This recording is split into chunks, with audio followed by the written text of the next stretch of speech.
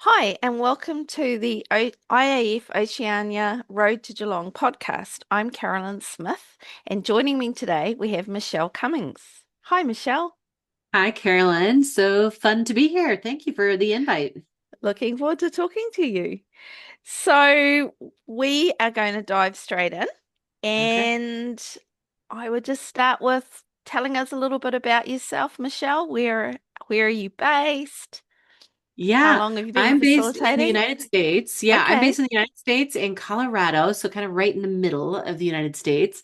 And I've been in Colorado now for, gosh, probably close to 29 years now. So quite a while. I originally am from Kansas, which is just one state over, also in the middle. But I'm a Kansas farm kid that and now turned leadership and team building expert. So yeah, I've been in Colorado a long time. I love living in Colorado. We have just the best of all the worlds with the weather. We don't have humidity. We have the mountains. It's just gorgeous. And then it's just a quick jaunt back to my farm. We still own the family farm, so I'm part-time farmer as well, in addition to facilitator. So Oh, yeah, I'm excited to be here. fantastic. That's so cool. So we're quite an international group. I'm talking to you from New Zealand, Aotearoa, and obviously farming's a big part of what happens here. But yes, Yeah, and I've heard about Colorado, and I just immediately imagine beautiful nature. So yes, yeah, absolutely. yeah. So you talked about your field of facilitation is around coaching and working with teams. Yeah. Yeah. So what first drew you into working in that field?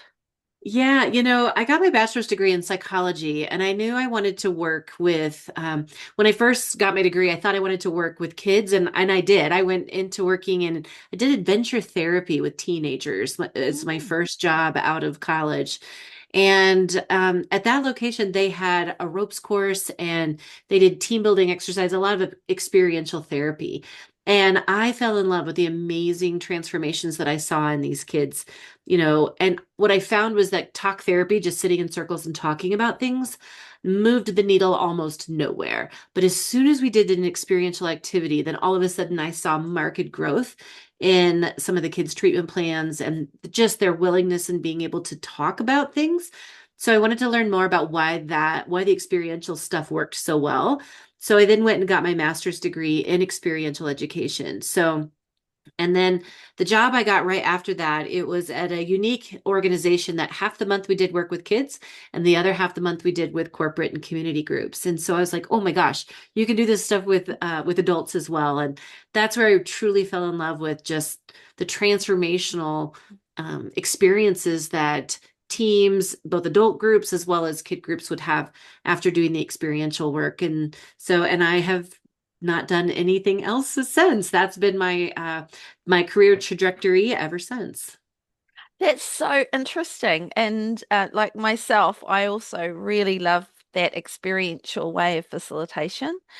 I find sometimes when you're working with adults, it can be a bit like, oh, hang on a minute. Like when somebody Yes, walks into a room and absolutely. we don't have little neat tables and chairs, we have objects and sticks and what's happening here. Yes. So I'm curious around how that is for you working, Yeah. I imagine sometimes in the corporate space as well. Yes, absolutely. What I find is that I like to rent spaces or utilize spaces where half the room I'll have tables and chairs. I'll do rounds, ideally round. I love round shapes. I love round. I love all the things round. And so I'll let, when they come in, of course, they gravitate to their comfort zone and they find their spot at a table with chairs and whatnot. And then I have the other half of the room is this big open, just chairs around the perimeter, and that's where the true learning takes place. But I also try to at least have a place for people to put their stuff. And but I also really like, as far as age and stage of my facilitation goes, I think early in my career, all I did was experientials, was like just experiential after experiential after experiential. And now I realize, which just comes with growth of being a facilitator. It's like an experiential that you very intentionally picked to surface a topic, a behavior as something, and then we go back into the classroom, and then we like teach some true skill-based learning about what happened, why it happened, and does this happen back in the real world? And so it's a really nice mix between the experiential, but then here's some skill-based learning that we got from the experiential. Yeah. So what kind of influenced your thinking to move into that different direction from just all about experiential to kind of mixing it up? Yeah, great question. So Training Wheels is the name of one of my companies. It's the one that I have had the longest. It's 27 years old. And at Training Wheels, we have over 500 different experiential activities that either we sell through our online store or we have in our online games database, or this dates me a little bit, but I have a Rolodex of like 500 experiential activities. I know Rolodexes aren't a thing anymore, but I still use the metaphor of it. Um, and so it's still a resource, a website where people can go and truly get ideas, buy the props if they want to actually do their own experiential work. And then about 14 years ago, I was contacted by a gal who was an internal HR director at an organization, and she had just designed a leadership program that it was good, it had great content, but it was very death by PowerPoint, and it was very sit and get. And so she hired me to come in and look at her curriculum and pop in the experiential activities that would naturally just surface the behaviors and things that she wanted to teach skills in. And we didn't know it at the time, but that was the first time that was the first iteration of Personify Leadership, which is now my leadership company that Angela and I started together.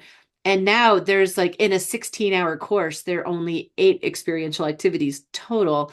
And each one of the competencies that we teach, we broke it up into different modules, and each module starts out with an experiential that surfaces it, and then we go in the classroom for 90 minutes and teach skills around it and ground it in research. And so it's a very skill-based leadership course that happens to have an experiential component to it. So I would Mm, say a good 14, 15 years ago is where I made the switch from just do a bunch of experientials to no, let's actually do skill-based learning that happens to be nice. experiential. Yeah. Interesting. Do you head up against resistance sometimes when you are trying to bring Oh, in, oh, look, I can see yes. And oh yes, how do you absolutely. navigate that? Yes, I definitely you get the crossed arms and the side eyes, like what are we doing? And so I find that it might your first initial connection exercise that you do, or icebreaker, depending on whatever word or term you use there, it really can set the tone for whatever your program is. And I do both extremes. Sometimes I'll do something that's really mild that just lets people know, like, hey, we're gonna be playful, yet it's play with purpose. And so just kind of ease them into it. And then I have a couple of other icebreakers that are a little that will stretch people. How about that? They'll stretch people outside their comfort zones. And then afterwards, so I just hit them right out of the gate with it. And then afterwards, I'll tell them, like, congratulations, you've just done the most extreme thing that I'm going to ask you to do today. But just so you know, everything I ask you to do is really intentional by design. I know that what I asked you to do was that stretched you a little bit, but what I was trying to do was stretch you outside your comfort zone so that you could feel that, harvest a metaphor from whatever that was, and infuse it into the connection or the icebreaker question. Um, so I find that if I communicate intent really early on, then that seems to help people go from crossed arms to kind of letting their guards down a little bit. So those are Mm, kind of my two approaches.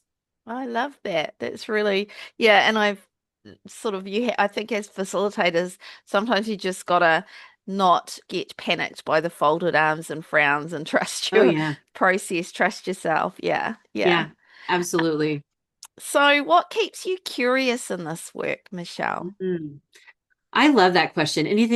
It's a phrase that I use in facilitation all the time, like stay curious, my friends. Like I steal that line from the Dos Equis commercial if you've seen that around the world. I know it's a global audience, but stay curious. For me, I always try to share with leaders or share with other facilitators that if something pings you a little in an odd way or an off way to where instead of like immediately getting offended, try to stay curious, right? Try to Mm, be like, I wonder what their intent was. And again, it comes down to communicating intent. For me, I love whenever somebody presents a new behavior or, some of my activities that I've done for decades now. I love it when all of a sudden a participant will say or do something different than what I've seen before. And that's the kind of stuff that's just like, Okay, share with me more. Tell me more about how you got that out of either my instructions or whatever, because I have led that activity 1,000 times. And if I've led it 1,000 times and you can still surprise me, I want to know more about how you interpreted that or what were the things going through your mind when you did that or whatever. So those are the things that truly excite me. That's so good. Do you happen to have an example that comes to mind when you think about, running something and getting a really surprising Yeah, response? there's an exercise called insanity. That is, and I may do it at if you're listening to this and you don't know the exercise, you don't need a lot of props, you need a few props to do it, but it is one that um it also, I think, depends culturally where you're delivering the workshop. I've done a lot of work in the Philippines in the last 4 or 5 years. I have like 8 or 9 clients there now that just truly love our Personify Leadership program.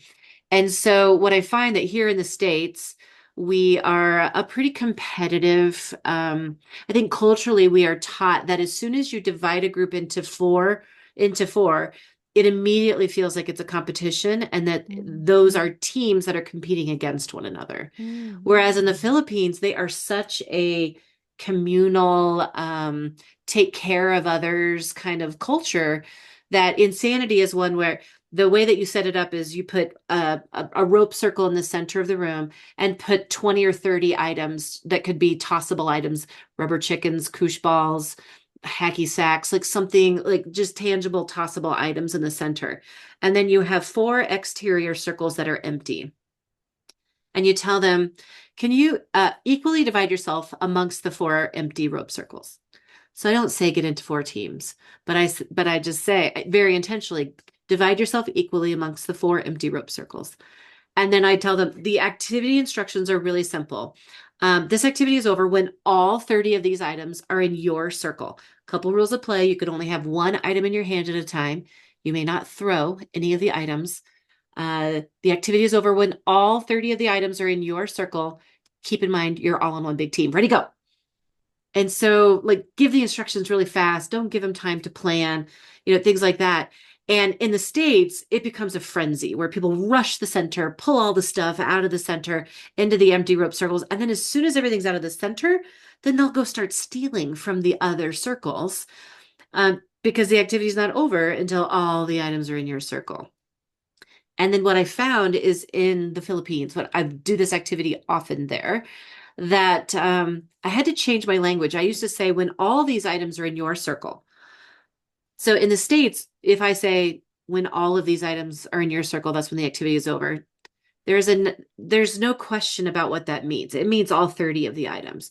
But when you say in the Philippines, when all of these items are in your circle, well, if I have 5 koosh balls, 5 rubber chickens, 5 bean bags, whatever, they would go to the center. They would each take one of each of the kind of items instead of all 30 of the items. So I had to change my language around all 30.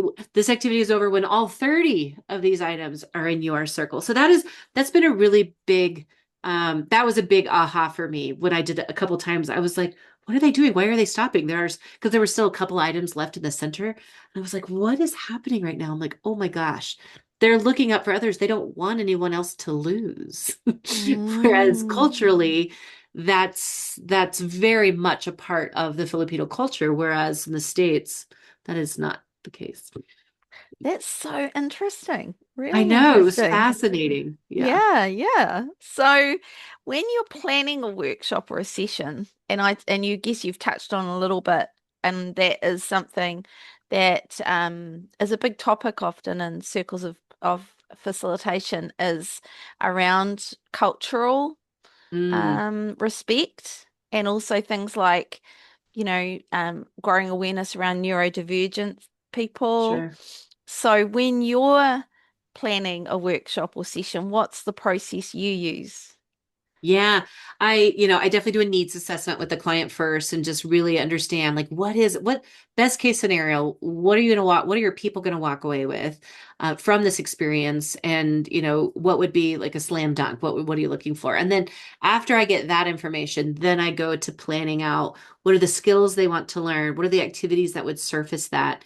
And then I do a kind of an intake form a little bit, and I have people send in. I have them just fill out a couple things. I want to know about the individuals that I'm working with, not just the organization, but I want to know about the individuals. And so if I learn that there's some sort of limitation or something that somebody might need an accommodation for or something like that, I try to learn that as best ahead of time as much as possible. So that way it's not a surprise the morning of to where I then have to think on my feet. And then also they don't have to disclose maybe in front of others or on a Mm. break that they need some sort of accommodation. So, and I will say that's newer in the last 5-ish years of my facilitation to where probably since COVID, because we've made so many changes in facilitation since COVID anyway, that's probably kind of a newer, maybe um, I have newer empathy or newer awareness around making sure that we ask those questions ahead of time. Great. What's one item you always have in your facilitation kit, like your go-to? Well, I don't leave home without a deck of playing cards anymore. Mm. I um, I had a really unfortunate slash fortunate experience early in, gosh, it was like 2006, so over 20 years ago now.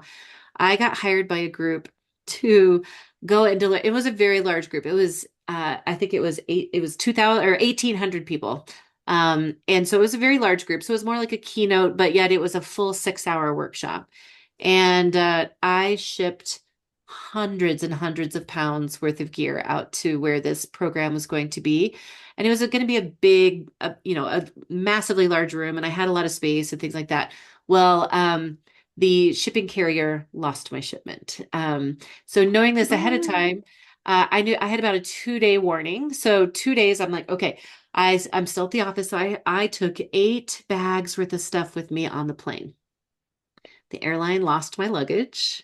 So I landed, and literally, when you're standing at baggage claim and you're just waiting and waiting for your stuff, and then it shuts off, and not one of my bags made it. So I had a little bit of a panic moment for sure. I mean, I do have a decent arsenal of non-prop exercises, but that would have stretched me for 6 hours probably. So I went to a 24-hour Walmart and I asked, what do you have 1,600 of or 1,800 of? And they were like, that's not really a quantity we stock on the shelves. So I just had to go into what I call MacGyver mode or just like extreme creativity mode.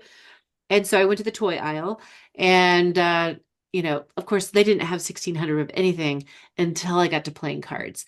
And so, with 54, they had, over 20 decks of cards in stock. And it's like, okay, 54 times 20, that gives me a little over 2,000. Okay, this is my prop.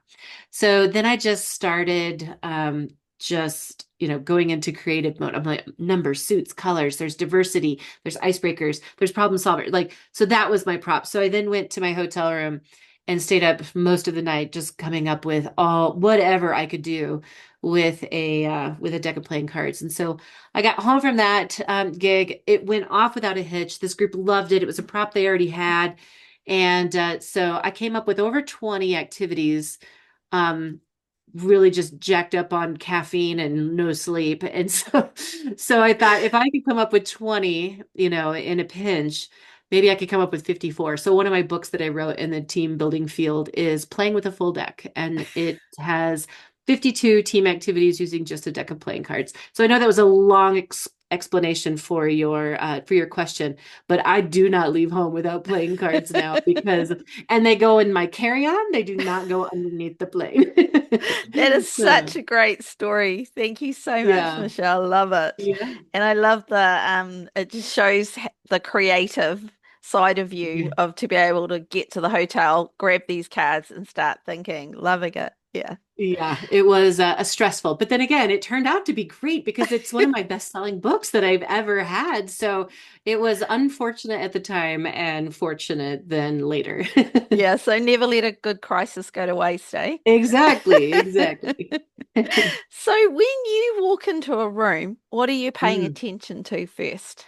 That's a great question. If normally I'm there first, as far as like if we're talking about a true facilitation, but otherwise, if I'm walking into a room where maybe I'm a participant or into a workshop that maybe I'm attending of somebody else's, I really pay attention to the energy in the room. Like Mm, what's happening? Are people talking? Are they on their phones? Are they engaged in some way? So engagement is such an important part of teams. And if I walk in and I just see very little engagement, that just helps me know what kind of work do I have cut out for myself to get them talking, um to just see how well are they working together prior to even doing anything. So mm. Interesting. And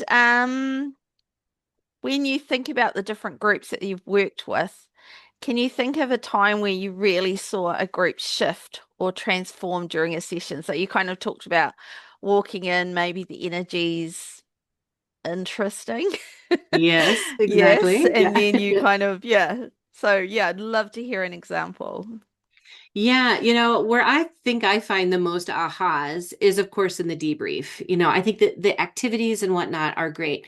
But where I find my favorite part is to really, it's especially the final debrief. Like I love the final debrief of a program. And so if you as a facilitator are listening to this and you like only leave 5 minutes at the very end of your program for the final debrief, I'm going to challenge you to just give yourself 20 to 30 minutes because so much can come out in that moment if you have designed it in a way to where they really got something out of the training. And that's where the true power and the true impact is. And, sometimes, or like if you have the luxury of a multi-day program too, sometimes I will like the morning of the second day, that's when I'll actually ask, hey, when your head hit the pillow last night, what was going through your head? Like, what are the things that from yesterday that really resonated with you that had you thinking on it, for a long time last night? Mm. And so those are the moments that I find are truly transformational for participants when they've been given a little bit of time to truly reflect on how they're going to implement what it is that that the skills that they're working on in your programs. So Oh, that's yeah.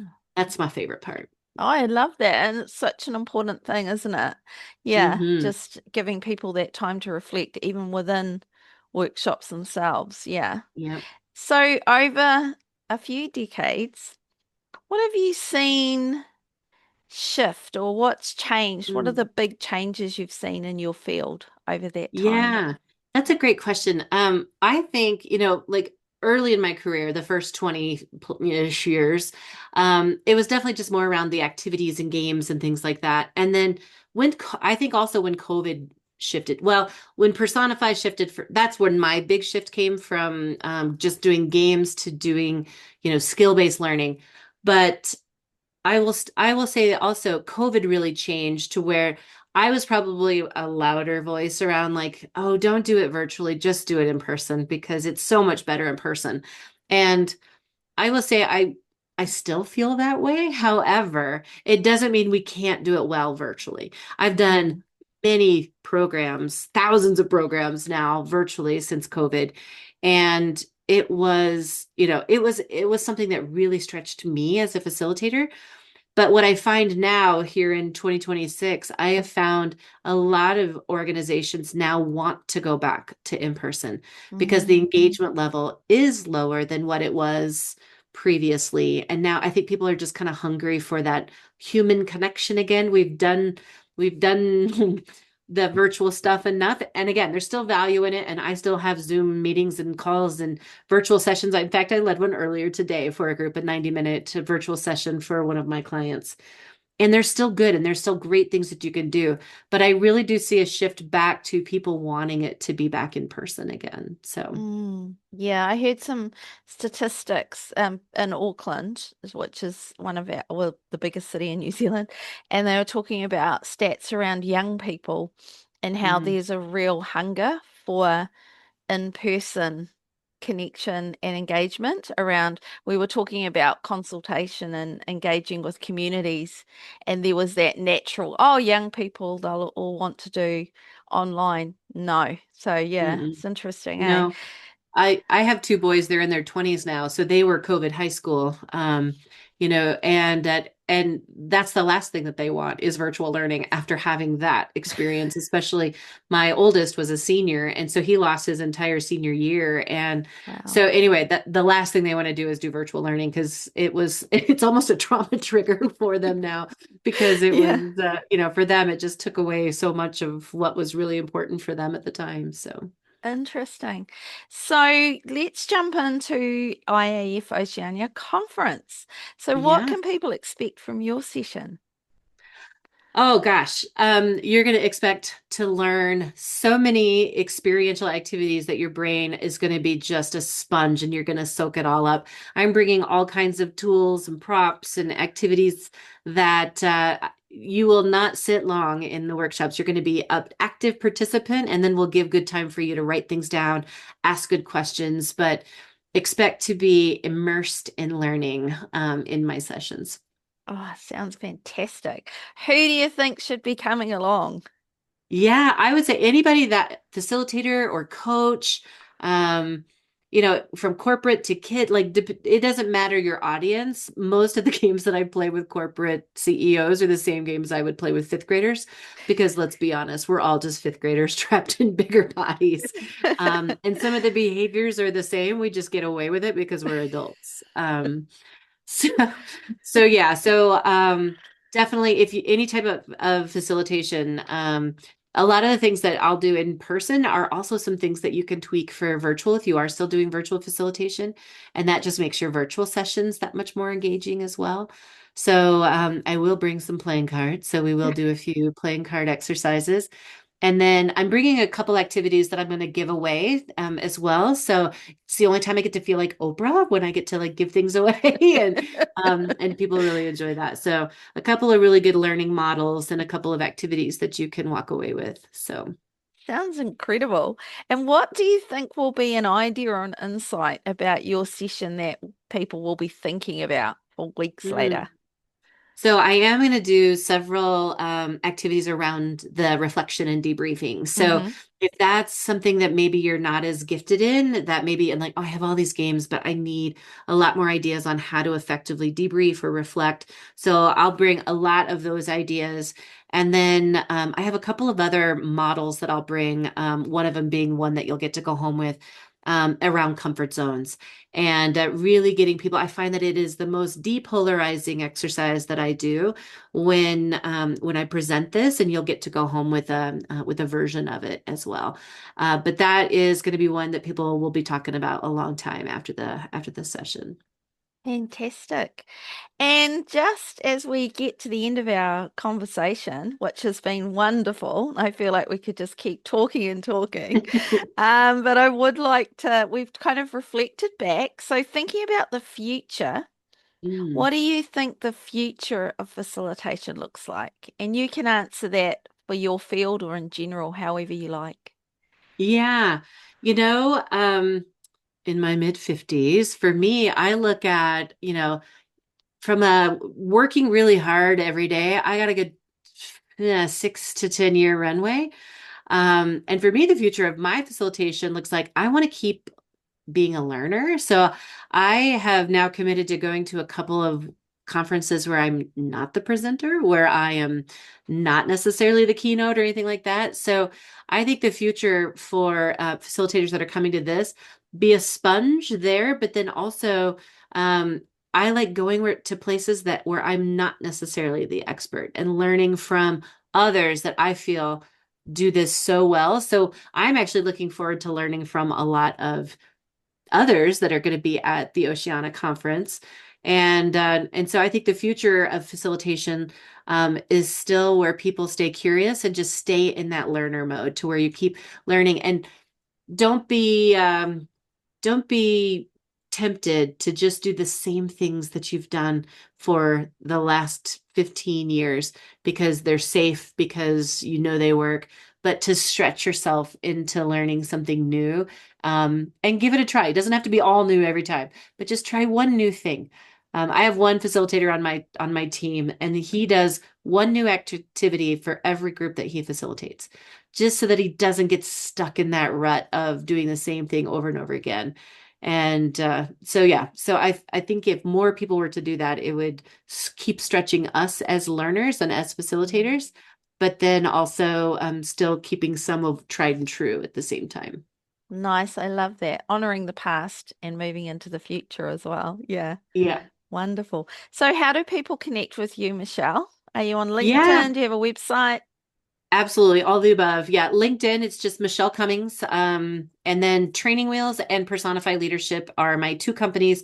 And then I'm a novelist as well, which is just so completely outside of the facilitation realm, but that's also on LinkedIn as well.